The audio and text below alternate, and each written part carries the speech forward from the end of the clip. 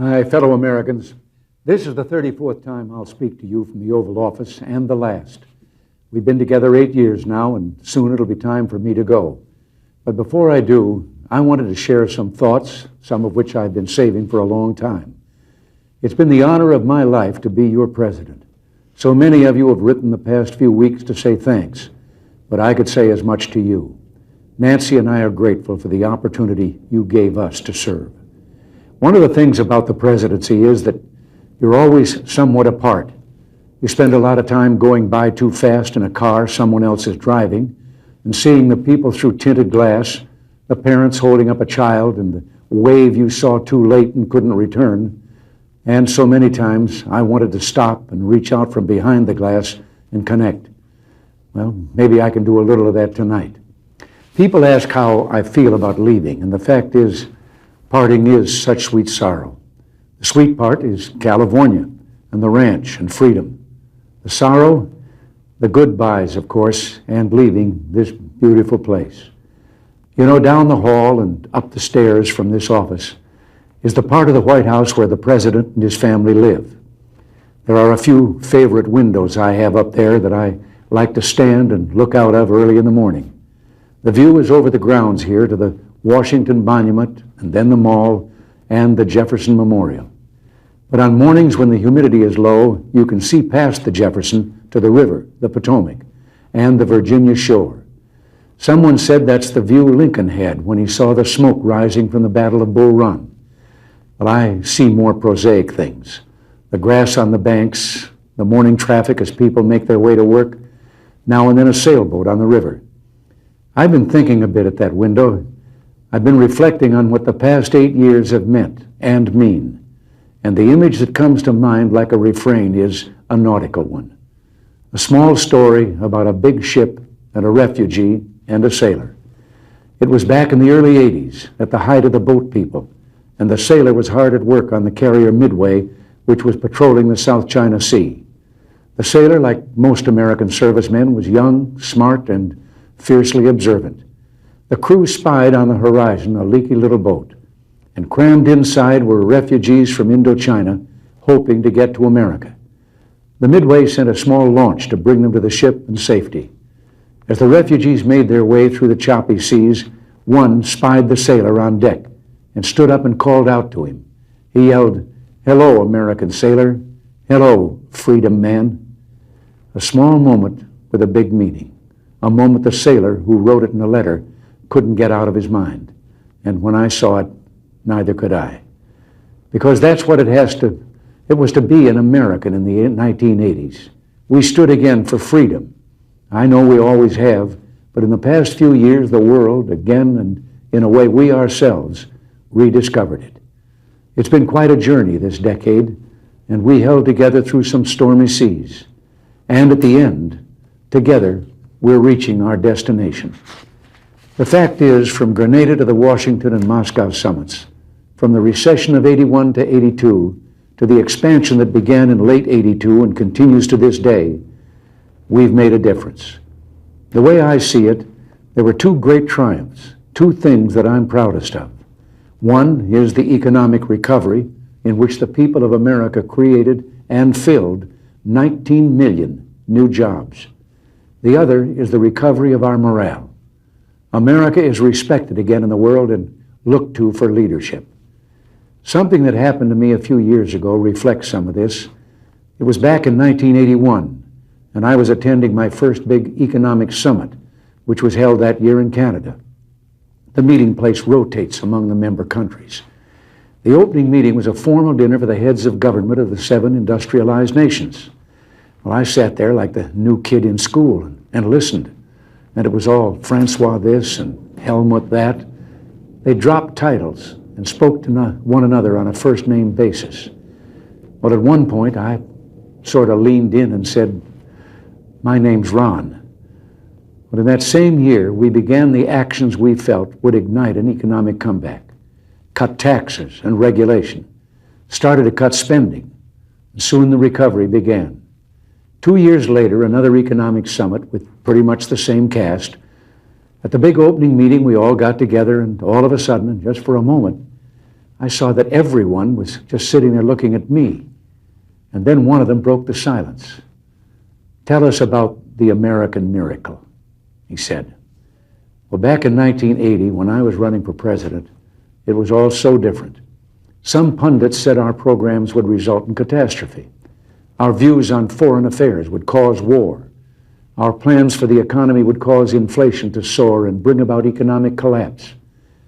I even remember one highly respected economist saying back in 1982 that the engines of economic growth have shut down here, and they're likely to stay that way for years to come. Well, he and the other opinion leaders were wrong. The fact is, what they called radical was really right. What they called dangerous was just desperately needed. And in all of that time, I won a nickname, the Great Communicator. But I never thought it was my style or the words I used that made a difference. It was the content. I wasn't a great communicator, but I communicated great things. And they didn't spring full bloom from my brow. They came from the heart of a great nation, from our experience, our wisdom, and our belief in the principles that have guided us for 2 centuries. They called it the Reagan Revolution. Well, I'll accept that. But for me, it always seemed more like the great rediscovery, a rediscovery of our values and our common sense. Common sense told us that when you put a big tax on something, the people will produce less of it. So we cut the people's tax rates, and the people produced more than ever before. The economy bloomed like a plant that had been cut back and could now grow quicker and stronger. Our economic program brought about the longest peacetime expansion in our history. Real family income up, the poverty rate down, entrepreneurship booming, and an explosion in research and new technology. We're exporting more now than ever because American industry became more competitive. And at the same time, we summoned the national will to knock down protectionist walls abroad instead of erecting them at home. Common sense also told us that to preserve the peace, we'd have to become strong again after years of weakness and confusion. So we rebuilt our defenses. And this new year, we toasted the new peacefulness around the globe. Not only have the superpowers actually begun to reduce their stockpiles of nuclear weapons, and hope for even more progress is bright, but the regional conflicts that rack the globe are also beginning to cease. The Persian Gulf is no longer a war zone. The Soviets are leaving Afghanistan. The Vietnamese are preparing to pull out of Cambodia. And an American-mediated accord will soon send 50,000 Cuban troops home from Angola. The lesson of all this was, of course, that because we're a great nation, our challenges seem complex. It will always be this way. But as long as we remember our first principles and believe in ourselves, the future will always be ours. And something else we learned. Once you begin a great movement, there's no telling where it'll end. We meant to change a nation, and instead, we changed a world. Countries across the globe are turning to free markets and free speech, and turning away from the ideologies of the past. For them, the great rediscovery of the 1980s has been that, lo and behold, the moral way of government is the practical way of government. Democracy, the profoundly good, is also the profoundly productive. When you've got to the point where you can celebrate the anniversaries of your 39th birthday, you can sit back sometimes, review your life, and see it flowing before you. For me, there was a fork in the river, and it was right in the middle of my life. I never meant to go into politics. It wasn't my intention when I was young. But I was raised to believe you had to pay your way for the blessings bestowed on you. I was happy with my career in the entertainment world, but I ultimately went into politics because I wanted to protect something precious. Ours was the first revolution in the history of mankind that truly reversed the course of government, and with 3 little words: we the people. We the people tell the government what to do. It doesn't tell us. We the people are the driver. The government is the car, and we decide where it should go and by what route and how fast. Almost all the world's constitutions are documents in which governments tell the people what their privileges are. Our Constitution is a document in which we, the people, tell the government what it is allowed to do. We, the people, are free.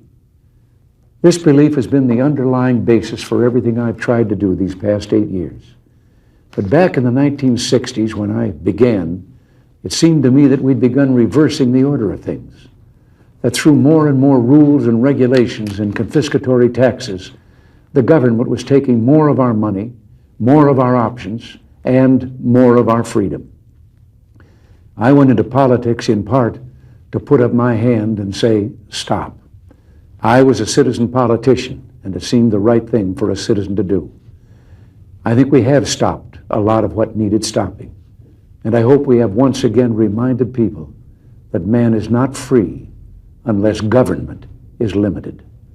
There's a clear cause and effect here that is as neat and predictable as a law of physics. As government expands, liberty contracts. Nothing is less free than pure communism, and yet we have the past few years forged a satisfying new closeness with the Soviet Union. I've been asked if this isn't a gamble, and my answer is no, because we're basing our actions not on words, but deeds. The détente of the 1970s was based not on actions, but promises. They'd promised to treat their own people and the people of the world better, but the Gulag was still the Gulag, and the state was still expansionist, and they still waged proxy wars in Africa, Asia, and Latin America. Well, this time, so far, it's different. President Gorbachev has brought about some internal democratic reforms and begun the withdrawal from Afghanistan. He has also freed prisoners whose names I've given him every time we've met. But life has a way of reminding you of big things through small incidents. Once during the heady days of the Moscow summit, Nancy and I decided to break off from the entourage one afternoon to visit the shops on Arbat Street. That's a little street just off Moscow's main shopping area. Even though our visit was a surprise, every Russian there immediately recognized us and called out our names and reached for our hands. We were just about swept away by the warmth. You could almost feel the possibilities in all that joy. But within seconds, a KGB detail pushed their way toward us and began pushing and shoving the people in the crowd. It was an interesting moment. It reminded me that while the man on the street in the Soviet Union yearns for peace, the government is communist, and those who run it are communists. And that means we and they view such issues as freedom and human rights very differently. We must keep up our guard, but we must also continue to work together to lessen and eliminate tension and mistrust. My view is that President Gorbachev is different from previous Soviet leaders. I think he knows some of the things wrong with his society and is trying to fix them. We wish him well, and we'll continue to work to make sure that the Soviet Union that eventually emerges from this process is a less threatening one. What it all boils down to is this: I want the new closeness to continue, and it will, as long as we make it clear that we will continue to act in a certain way as long as they continue to act in a helpful manner. If and when they don't, at first pull your punches. If they persist, pull the plug. It's still trust, but verify. It's still play, but cut the cards. It's still watch closely, and don't be afraid to see what you see. I've been asked if I have any regrets. Well, I do. The deficit is one. I've been talking a great deal about that lately, but tonight isn't for arguments, and I'm going to hold my tongue. But an observation, I've had my share of victories in the Congress, but what few people noticed is that I never won anything you didn't win for me. They never saw my troops. They never saw Reagan's regiments, the American people. You won every battle with every call you made and letter you wrote demanding action. Well, action is still needed. If we're to finish the job, Reagan's regiments will have to become the Bush brigades. Soon he'll be the chief, and he'll need you every bit as much as I did. Finally, there is a great tradition of warnings in presidential farewells. And I've got one that's been on my mind for some time. But oddly enough, it starts with one of the things I'm proudest of in the past 8 years, the resurgence of national pride that I called the new patriotism. This national feeling is good, but it won't count for much, and it won't last unless it's grounded in thoughtfulness and knowledge. An informed patriotism is what we want. And are we doing a good enough job teaching our children what America is and what she represents in the long history of the world? Those of us who are over 35 or so years of age grew up in a different America. We were taught very directly what it means to be an American. And we absorbed almost in the air a love of country and an appreciation of its institutions. If you didn't get these things from your family, you got them from the neighborhood, from the father down the street who fought in Korea, or the family who lost someone at Anzio. Or you could get a sense of patriotism from school. And if all else failed, you could get a sense of patriotism from the popular culture. The movies celebrated democratic values and implicitly reinforced the idea that America was special. TV was like that too, through the mid-60s. But now we're about to enter the 90s, and some things have changed. Younger parents aren't sure that an unambivalent appreciation of America is the right thing to teach modern children. And as for those who create the popular culture, well-grounded patriotism is no longer the style. Our spirit is back, but we haven't re-institutionalized it. We've got to do a better job of getting across that America is freedom. Freedom of speech, freedom of religion, freedom of enterprise, and freedom is special and rare. It's fragile. It needs production. So we've got to teach history based not on what's in fashion, but what's important. Why the Pilgrims came here, who Jimmy Doolittle was, and what those 30 seconds over Tokyo meant. You know, 4 years ago, on the 40th anniversary of D-Day, I read a letter from a young woman writing to her late father, who had fought on Omaha Beach. Her name was Lisa Zanata Hen, and she said, "We will always remember. We will never forget what the boys of Normandy did." Well, let's help her keep her word. If we forget what we did, we won't know who we are. I'm warning of an eradication of the American memory that could result ultimately in an erosion of the American spirit. Let's start with some basics. More attention to American history and a greater emphasis on civic ritual. And let me offer lesson number 1 about America. All great change in America begins at the dinner table. So tomorrow night in the kitchen, I hope the talking begins. And children, if your parents haven't been teaching you what it means to be an American, let them know and nail them on it. That would be a very American thing to do. And that's about all I have to say tonight, except for one thing. The past few days, when I've been at that window upstairs, I've thought a bit of the shining city upon a hill. The phrase comes from John Winthrop, who wrote it to describe the America he imagined. What he imagined was important because he was an early pilgrim, an early freedom man. He journeyed here on what today we'd call a little wooden boat. And like the other pilgrims, he was looking for a home that would be free. I've spoken of the shining city all my political life, but I don't know if I ever quite communicated what I saw when I said it. But in my mind, it was a tall, proud city built on rocks stronger than oceans, windswept, God-blessed, and teeming with people of all kinds living in harmony and peace. A city with free ports that hummed with commerce and creativity. And if there had to be city walls, the walls had doors, and the doors were open to anyone with the will and the heart to get here. That's how I saw it and see it still. And how stands the city on this winter night? More prosperous, more secure, and happier than it was 8 years ago.